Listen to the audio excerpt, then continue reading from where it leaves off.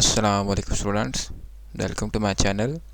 Accelerated learning program की video series में ये हमारा छठा लेक्चर है। और आज के लेक्चर में हम जो है एसडीएलसी के जो पार्ट्स रह गए थे उनको कवर करेंगे। और मैंने आपको बताया था कि मैं जो है स्पेशली इनकी थ्योरी से रिलेटेड आपके पास बहुत सारा मवाद लेके हाज़िर हो जाऊँगा। तो आज मैं हाज़िर हो चुका हूँ। तो आइए चलते हैं वन बाय वन उन सभी स्टेप्स को है यहाँ पे देखते हैं जी। तो हमारे पास पहले है फर्स्ट वन जो है वो आ चुका है, प्राइमरी इन्वेस्टिगेशन। मैंने आपको इसके मतलब पहले ही बहुत ज़्यादा पहले बता दिया था कि लफ्ज़ प्रीलिमिनरी जो है ये प्राइमरी से निकला है, जिसका मतलब है कि एक बहुत ही अहम चीज़ प्राइमरी यानी कि लाजमन परमानेंट, ठीक है, जिनके बगैर जो है वो हमारा काम शुरू हो नहीं सकता। मैं एक छोटी सी मिसाल से आपको ये बात समझा दूँगा ताकि वीडियो जो है वो थोड़ी सी लंबी ना हो और आपको फर्दर जो है वो समझ भी आ जाए।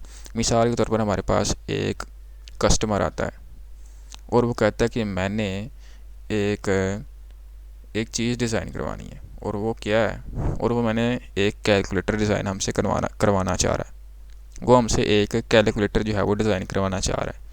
अब हमारे पास वो कस्टमर आया तो हम उससे पहले पूछेंगे भाई आप कौन सा कैलकुलेटर बनवाना चाह रहे हैं, हमसे साइंटिफिक बनवाना चाह रहे हैं, सादा बनवाना चाह रहे हैं, और आप कौन कौन से उसके ऊपर जो है वो फंक्शंस या क्या क्या काम करवाना चाह रहे हैं। तो ये सारी बातें जो हम उसे इन्वेस्टिगेशन से उसको कस्टमर से जो वो हासिल करते हैं। आइए ज़रा इनके थोड़े से पॉइंट्स हैं थ्योरी के वाले से, क्योंकि हमने पेपर को भी तैयार करना है तो थ्योरी को भी देखते हैं। सबसे पहले हमारे पास क्या है, सिस्टम आइडेंटिफिकेशन है। वही बात है, सिस्टम की आइडेंटिफिकेशन करनी है, शनाख्त करनी है। वही बात इन्वेस्टिगेशन में हमने यही पूछा उससे भाई कि तुम हमारे पास आ तो गए हो लेकिन तुमने काम क्या करवाना है। उसके बाद है लिमिट्स ऑफ सिस्टम। ज़ाहिर सी बात है कि कैलकुलेटर हम अगर डिज़ाइन कर रहे हैं तो उसकी कुछ ना कुछ लिमिट्स होंगी, ठीक है।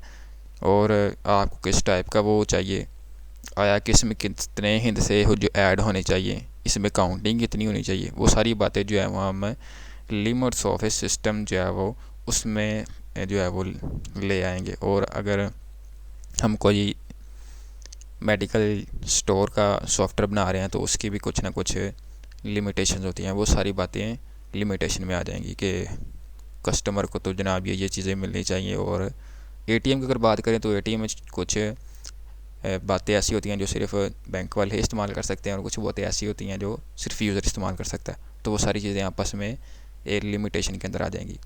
आगे चलते हैं अदर पॉसिबल सोल्यूशन या अल्टरनेटिव सोल्यूशन, ठीक है। अब हम देखेंगे कि अगर हमने कैलकुलेटर बनाना है तो उसके कौन कौन से पॉसिबल सोल्यूशन हो सकते हैं, वो सभी कुछ जो है इसमें आ जाएंगे।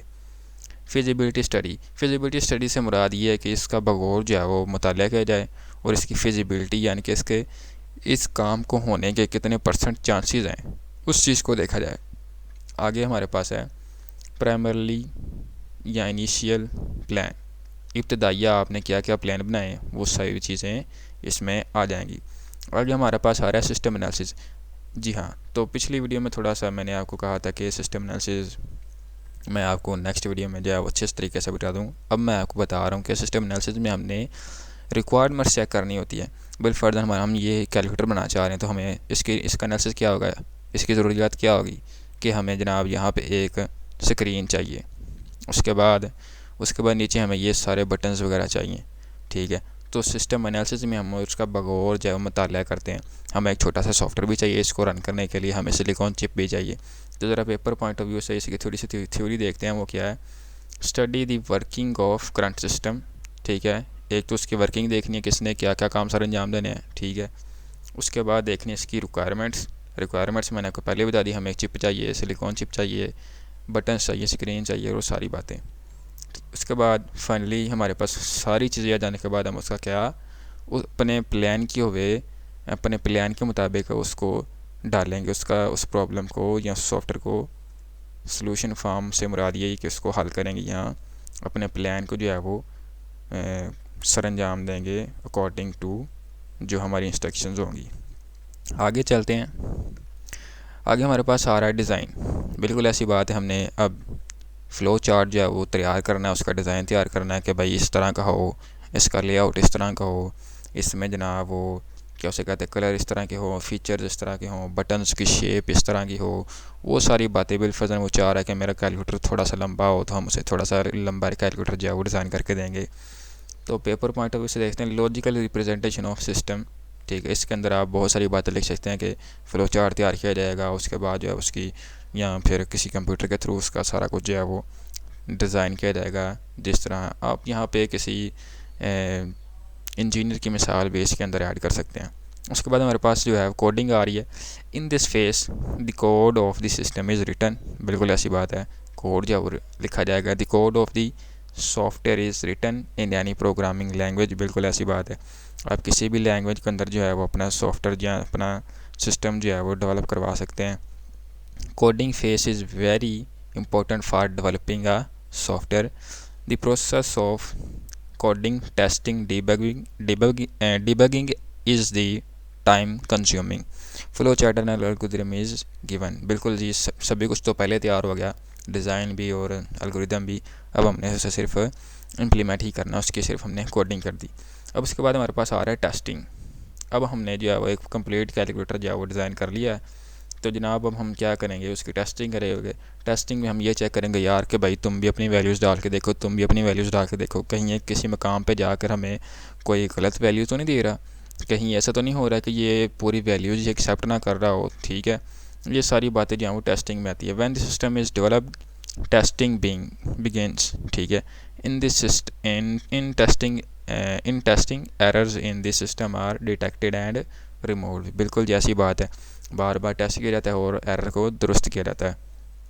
इम्प्लीमेंटेशन, वही बात आ गई, आपने सिस्टम डेवलप कर दिया और डेवलप करने के बाद आप उसे किस जगह पे इंस्टॉल करेंगे या जो जो जहाँ पे आप उसे रखना चाह रहे हैं वो सारी चीज़ें इम्प्लीमेंटेशन में आ जाएंगी। मेंटेनेंस, ये मैंने आपको पहले बताया कि जब तक आपके सिस्टम की पल्सेस चलती रहेंगी तब तक आपका जो है ये मेंटेनेंस का काम जो है वो जारी रहेगा। तो ये कभी भी जो है मेंटेनेंस का काम कभी भी पूरा नहीं हो रहा होता। बाकी सारे सब स्टेप्स हमारे पास क्लियर हो जाते हैं, लेकिन ये मेंटेनेंस का काम जो है ये कभी भी पूरा नहीं होता बशर्त जब तक आपके सिस्टम की सांसें चल रही हैं।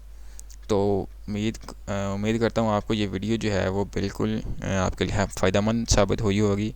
So kindly share this video and subscribe my channel, and thank you very much.